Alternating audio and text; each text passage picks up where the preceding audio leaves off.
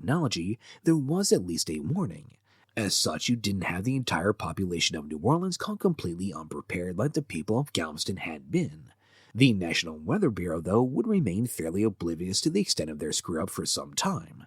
For example, a week after the disaster, Julio Hovera of the Bellin Observatory in Cuba would confront Colonel Dunwoody about the Americans banning the Cubans from using the telegraph for weather forecasting purposes. As the two men went back and forth, the subject of hurricane prediction came up, to which Dunwoody reportedly told Julio, quote, "You had better go to the Bellin College Observatory and there study a work which I wrote about meteorology, to see if what I said about the prediction of cyclones is not a question of divination, as a cyclone has just occurred in Galveston which no meteorologist predicted." Now, Julio was rightfully baffled by this statement, as he and his fellow Cuban meteorologists were actually well acquainted with the storm and its path. Julio was so baffled, in fact, that he felt it necessary to explain to the colonel slowly, quote, "That cyclone is the same one which passed over Cuba." Yet, instead of being embarrassed or chastised in any way, the colonel only seemed to grow angrier at this foolish Cuban, as he declared in the pure indignant anger of the ignorant, quote, "No, sir, it cannot be. No cyclone can ever move from Florida to Galveston." Meanwhile, Willis Moore, the head of the Weather Bureau, was busy defending his organization, after an editorial quoted the Bureau's own forecast for that fateful Saturday, in which they had predicted the weather in East Texas would be, quote, "fair, fresh, possibly brisk, northerly winds on the coast." Nowhere in which did they suggest that the most destructive hurricane that anyone had ever heard of was about to make landfall. Moore would respond to this by pointing out that on Friday the Weather Bureau had ordered storm flags to be raised in Galveston, which was true. But then Moore lied, as he claimed that within hours these flags were replaced by those warning of a hurricane, which was not true at all.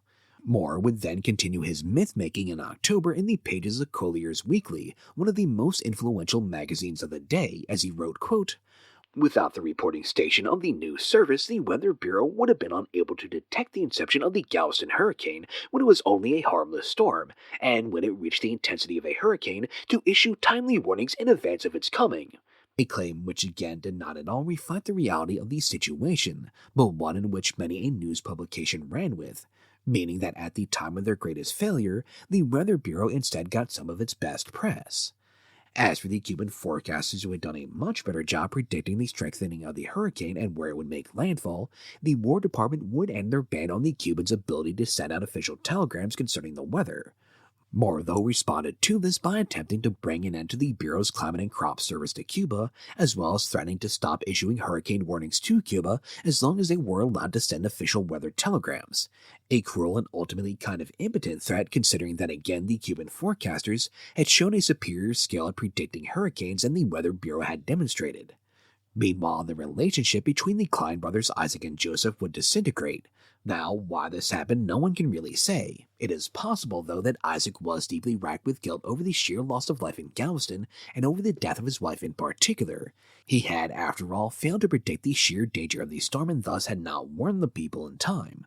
Plus, he had ignored his own brother's urgings that they should abandon his home and retreat back to the Levi building downtown, which, as it turned out, had weathered the storm.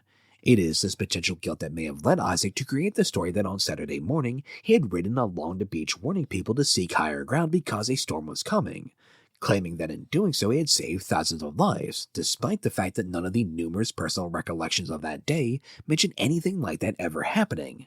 We do know that to some extent Isaac never really moved beyond those events in 1900, as he would never remarry.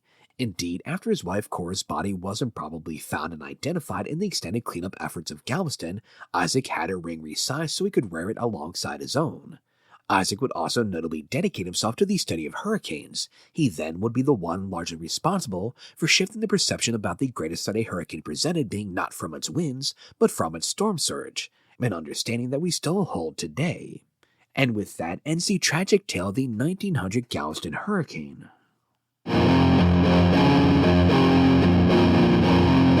Thank you for listening to Distorted History. If you would like to help out, please rate and review the podcast and tell your friends if you think they'll be interested. If you're feeling especially generous and would like to help keep this podcast going, please consider visiting my Ko-fi page at ko-fi.com/distortedhistory and donating a few bucks. Anything you can give is greatly appreciated. I will be posting updates on future episodes and sources there in addition to posting them on Twitter as I usually do. With all that being said, once again, thank you for listening, and until next time.